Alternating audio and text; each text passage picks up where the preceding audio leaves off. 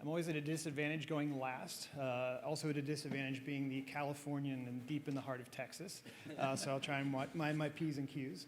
And I think that it's also at a disadvantage because I think Amanda's like showing you half the slides that I'm going to show you today, but it looks like she's already decided her exit strategy a little bit earlier. So those are my conflicts.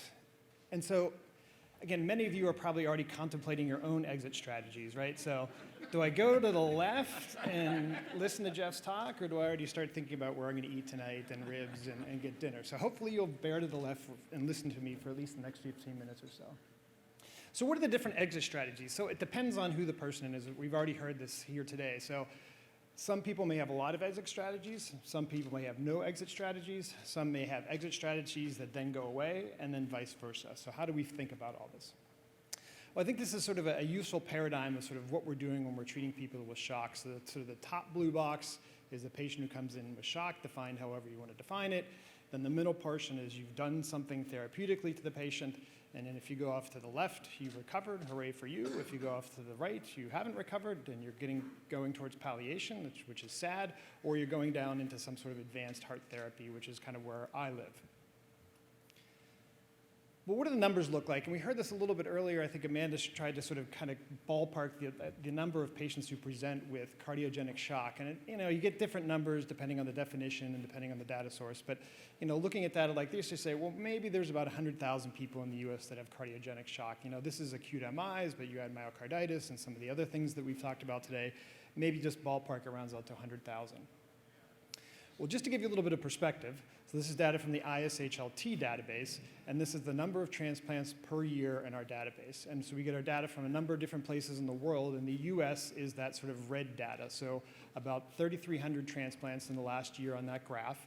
And if you look at patients who are potentially cardiogenic shock, who are now current status 1, it's about 8% of our patients, and are current status 2, which are patients who are on balloon pumps and Impellas and the like. That's roughly 40% of our patients. So that's 1,658 patients per year that would be sort of going from shock to transplant. And this is permanent mechanical circulatory support in the United States. So this is the most recent INTERMACS report, which was just released in electronic form on Friday. So if you sort of annualize past September of 2018, we get about 5,700 devices. And if you look at sort of the quote-unquote shocky group of patients, so INTERMACS Profile 1 is about 17%, INTERMACS Profile 2 is about 40%, 35%. You get about 1,347 patients. Now, these are a mix of both bridge to transplant and destination therapy, so it doesn't all apply, but just kind of throw some numbers out there. So let's go back to this. So there's 100,000 people roughly that you're saying, okay, has shock, right? And you're saying roughly 40% mortality. We can argue about exactly what the number is, but it's something about that, and probably on the nicer side, calling it 40%. So that means you have about 60,000 people that you recover. That's great. So 60% of that group gets recovered. But what about these patients for advanced therapies? So transplant, there's only about 1,700 patients, and DT, there's maybe about another 1,800 patients.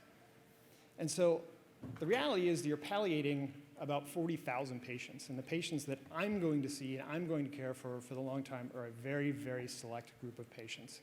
And so when you go back and look at these kinds of graphs, they should look like this. They're always very prominently featured at the bottom of these things, right? Transplant and mechanical circulatory support is destination therapy, when the reality is they're these little teeny tiny things that a very, very select few people get. And so I think that it's good to sort of disabuse ourselves of the notion that a lot of people are going to get transplanted or a lot of people are going to get a DT VAD. And so only about 3% of the patients, and again, being very, very generous, the number is probably much less than that, go from presenting with cardiogenic shock to getting some sort of advanced therapy. This isn't an exit strategy for most people, and we just got to kind of keep that in mind. So I'm very good at that bottom 3%, right? That's kind of where I cut my chops clinically. I've done a lot of transplant research. I've done a lot of MCS research. I kind of live in the ISHLT, which is the Society of Transplant and Mechanical Circulatory Support. I can help with some of those recovered patients that are on the 60,000 because many of them will have heart failure. This is my wife, and so one of the things that everybody quipped when we were in Pittsburgh and then in Stanford since we've moved there is they've called the wrong Teuteberg. So my wife does palliative care. So we're sort of a good mix. But a lot of the patients that you're going to see should be seeing my wife and not me. And I think that the more we sort of kind of think about that and think that maybe there's not great outs for a lot of these patients, I think the better we will do at communicating with patients and communicating with patients' families more importantly, because a lot of them can't communicate with you. So just to kind of keep that in mind. So I'm going to talk a little bit about some exit strategies based upon a simple little graph I made up last night. So on the y-axis is degree of badness, whatever badness you want to put in there, right? And so the x-axis is time. And so the first exit ramp is here before you even develop shock as prevention, right? And I think we'd all be sort of remiss if we didn't mention the issue of prevention. And prevention, not just sort of preventing diabetes, preventing hypertension, the things that lead to that, but in the heart failure world, not letting people get sick, not letting them hang out too long, making sure you're seeing the sick people, making sure you're keeping in contact with them before they present in cardiogenic shock. So what about the people who start to develop sort of low levels of badness, low levels of shock? So early recognition is really important, and I think you've already heard that here today. And so we can define shock in a bunch of different ways, and I'm not sure there's an ideal way, but I think we all sort of, it's kind of like the Supreme Court definition of pornography. It's hard to define, but you know it when you see it. And so I think that these definitions are helpful, and we're all sort of getting near the point where we understand who's in shock. And I'll sort of throw in my plug for PA caths as well. So when you look at shock, I think it's really important to characterize shock. And I think until we characterize shock better, and you've heard this by a number of other speakers and by the panelists as well, I think we're going to have a hard time moving forward. And it always shocks me sitting around with interventionalists who never put in PA catheterizations. Apologies to the interventionalists in here, you probably tend to put PA catheters in, but they basically remove things like an Impella based upon your blood pressure. And I think that that is just the wrong thing to do. And we've seen from Impella's databases that on the y-axis there for that graph is the percent survival, and the x-axis is the percent survival, and the y-axis is the percent right heart cath use. And it's not causative necessarily, but the patients that tend to survive, we tend to use more right heart caths. And so the better the information that we have and the more information we have, patients will do better. But I think it also helps us characterize shock, and that's helpful for us in the world of permanent mechanical circulatory support, because there are some people who present with shock that's more sort of, they go to ECMO because their lungs stink and they have coronavirus or something else awful. But a lot of the patients with cardiogenic shock have predominantly left ventricular shock, but some of them have predominantly right ventricular shock, and those are notoriously difficult to treat. But the patients that we typically see have mixed both LV and RV shock, and we care a lot about the right ventricle because that really limits your therapy in terms of long-term mechanical circulatory support, or even short-term mechanical circulatory support. So again, hemodynamics are important. So what about when you get sort of up here and your badness index is getting worse? So again, early and appropriate support, and you've heard this from other speakers as well. We recognize that shock is a spectrum, so there's sort of low grades of shock and high grades of shock, and you'd rather intervene low grades of shock aggressively and turn that person around rather than waiting for them to get sicker over time. Me in the world of mechanical circulatory support, we call them intermax profiles, but it's all the same thing. And this is the call we get all the time from the outside hospital. So someone comes in, they get put on inotropes, that kind of doesn't work. So they get a little more inotropes, and that doesn't work. So they get still more inotropes, and that didn't work. And then they tried another kind of inotrope, and that didn't really work. And then, well, okay, we'll put in a balloon pump, because we all know balloon pumps, and we have a whole bunch on our shelves, so we put that in, and that didn't work.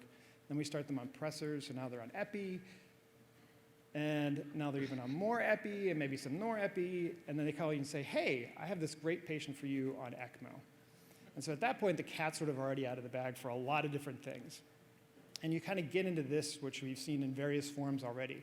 Once you get that vasodilatory state of cardiogenic shock, when your endothelium sort of throws up and gets all these sort of vasoactive mediators in your circulation, and you look for all the world like you're septic, the cat's out of the bag, and the chance of you recovering becomes much, much less. And so I think that's where these rubrics of sort of classifying patients with shock, as I mentioned earlier, are so important. I won't go over these because you've already seen them here today, but they also help us develop strategies and identify patients within those groups who may perform better with one test versus another, or may perform better with one device versus another. And I think we also are starting to think outside the box, and I also won't get into this picture in detail, just sort of a placeholder to remind me that, as you've heard earlier, the sort of door to balloon is being replaced by door to perfusion, and as we sort of understand how to take care of these patients better when they're in shock, maybe the outcomes will be better too, and we'll get more patients recovering. This is an interesting figure from Cedars that looked at a group of 100 patients that had an Impella 5.0 placed for shock. And I'm not going to show you the results of the trial. I just thought this was nice to sort of, here's how we think about people who come in shock and who we're going to put this device in and how we're going to use it. And I think these protocols are really, really important, and you can argue with the cutoffs and quibble with how they decide to do it or not do it, but I think it's really important that everybody's on the same page.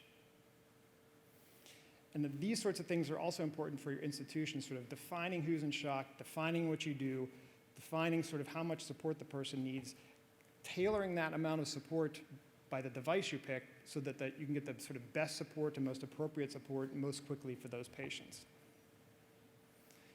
And this is data from the Cardiac Critical Care Trials Network that's looking at sort of patients in cardiac critical care units across the country. This was also just published.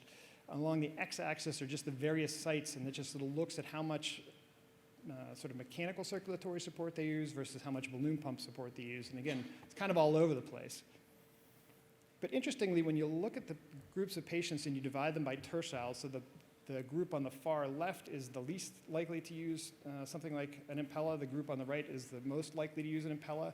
And you divide them by the sort of degree of shock. It's not that the people who are using lots of Impellas see sicker patients. They're seeing the same sickness of patients. They're just doing something differently. And so the other thing that's really important is a multidisciplinary team. And notice, excuse me, an interdisciplinary team. I keep saying multidisciplinary, but I'm trying to sort of evolve away from that because you know what multidisciplinary means, right? That means a bunch of disciplines in the same room. What interdisciplinary means is that they're actually talking and listening to one another. So it's really, really important to have interdisciplinary conversations. Lots of people to the team. I won't go over all this.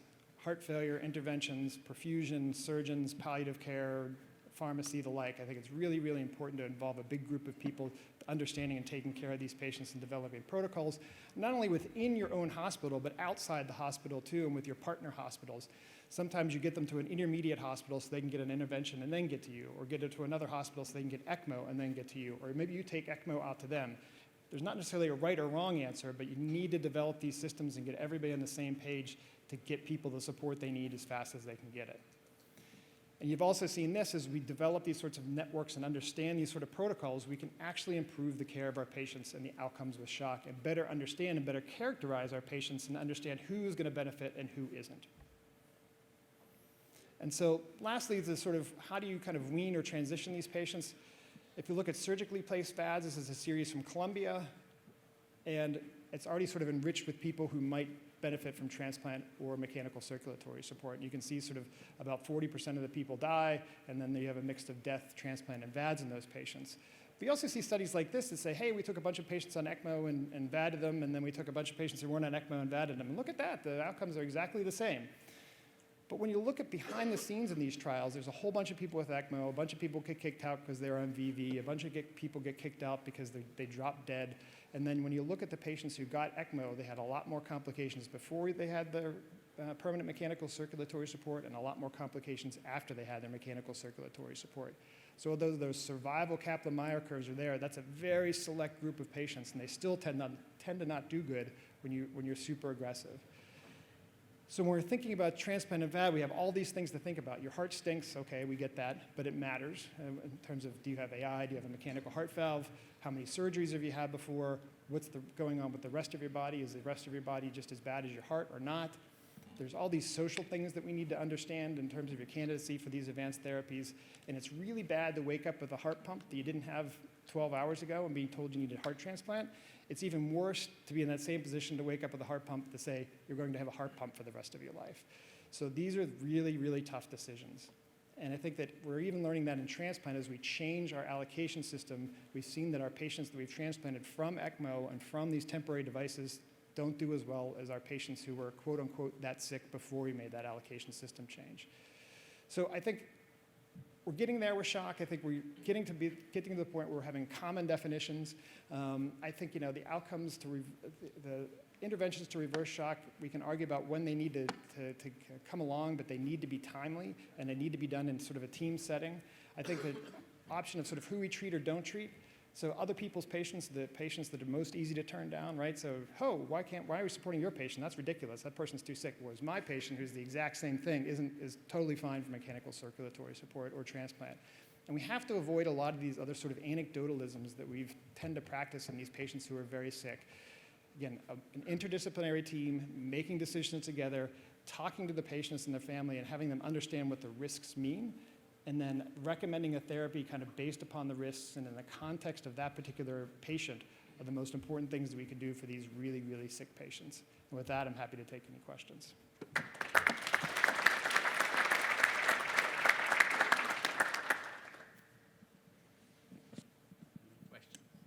Jeff, maybe I'll get started. They have this perfusion system in a box that's supposed to help explanted hearts be more. Do you see anything? Is that real? Will that change the outlook for available hearts? What do you think? Yeah, so we've been using this OCS system, which is kind of warm perfusion, basically. It's the heart in a box. You sort of hook it up to blood and perfusate, and it's sitting inside like a plastic box, and it's beating and bleeding, and it looks pretty creepy. But the thought is with those is that you kind of avoid the ischemia reperfusion injury of sort of putting a heart on ice and then bringing it back. The sort of downside to the OCS trials is you can kind of use it on whoever you want to, so it doesn't necessarily have to be from a long ischemic time, and we haven't really compared it to you fly from Stanford to South Dakota and you put a heart on ice versus you fly to Stanford from South Dakota and you put it on this warm perfusion machine and bring it back. So we don't really fully know the answers to that just yet. And then the other question that they're also looking at on the lung side is if you take a heart that maybe isn't so hot, but put it on the box and try and rehab it on the box, feed it, give it a little bit more time, and then see if it gets better, and then, the heart looks like it's better, then kind of plop it back into the allocation system and then be able to use it for transplant later. That's even a bigger unknown, but is something that's of interest to all of us. So they let you, in your OPO, put it back into the allocation system if the heart recovers? So we don't know the answer to that because in that's heart where yet. we have a problem here. Yeah. So we haven't gotten that far in heart transplant yet. But the then question then becomes, Stanford goes out and they put a heart on this box, right? And then it gets better. Do we get it?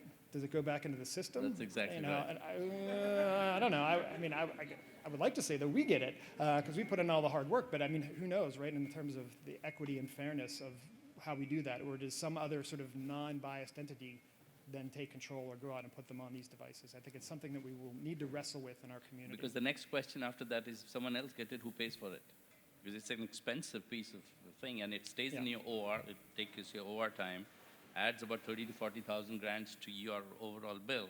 Now, do you give it to that single patient? Do you divide it equally amongst all transplant patients? And if another center takes it, do they foot the bill? Yeah, right now we have all those issues going on. Right now it gets dumped into the sort of the bills and charges for that patient. So we end up somewhat. It takes out of our bottom line to use it. The patient doesn't necessarily see that money, but the insurance company certainly does. So is it important? Can you increase the likelihood of somebody getting a heart? So that they're not as sick as long, and so overall the costs are less? A few extra days in the hospital pays for the device. So I don't think we know the answer to those economic things just yet. So what do you do with these gray zone cases, which we are now getting, say, in the ER of 25-year-old kid comes coding, and everyone swears that he fell down in front of me. We did a good CPR, and a 10-minute. Now it's less than 30 minutes. How do you decide the exit strategy in those patients? I'd like to say that we have a standard set of protocols, and we have our social workers and our docs and our surgeons talk to everybody, and then we come up with sort of a cogent plan. The reality is, for a lot of those patients, the younger you are, and the more kids you have, and the younger and cuter they are, and the more they're at the bedside, the more likely it is to do something stupid on our part. And the sort of, and the older and more ornery everybody in your family is, or the lack of people in your family are, the less likely we are to do something. And that's unfortunately the way of the world. There is a huge bias towards younger patients with families, towards doing something that in our heads we all know doesn't make a ton of sense, but it sort of tugs at our heartstrings. And you can't sort of get rid of the humanity in medicine, but sometimes you have to sort of step back a little bit, and that's why it's often helpful when we present these in sort of our multidisciplinary groups.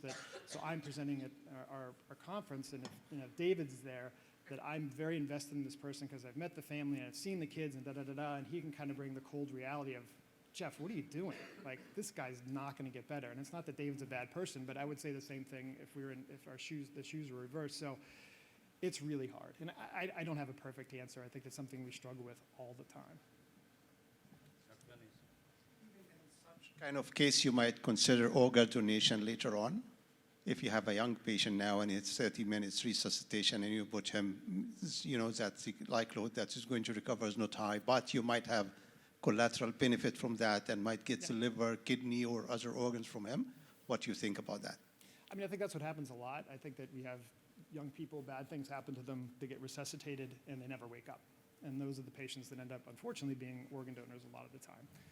So I think that works. I think that there's a limited amount of time that you can talk to a family and say, boy, I don't think your loved one's going to get better, but we may be able to use their organs for transplantation. Some people are willing to wait a little bit for you to resuscitate some of the organs and get them to that point, and some families, understandably, don't want to kind of wait around. They just want to let the process take its place, particularly if you're telling them that the person's brain dead and they don't have any chance of recovery. But most of our patients don't lie in the brain dead zone or recovery zone. They're in the gray zone where on the fourth day, just when you think he's brain dead, now he starts moving and grimacing a little. Not purposefully. You call your neurologist, he says, oh, CT scan is normal, there was a little edema, it's getting better. Now you go another 4 days like that, and the fourth day, he does little entorsion or little extortion. How long do you continue to do that? And it's very hard because the family is going through turmoil. Firstly, it was a catastrophic illness which they did not anticipate. And here their only son is lying there, and doctors are telling them maybe he's showing some improvement, maybe not. And in that gray zone, they go through hell.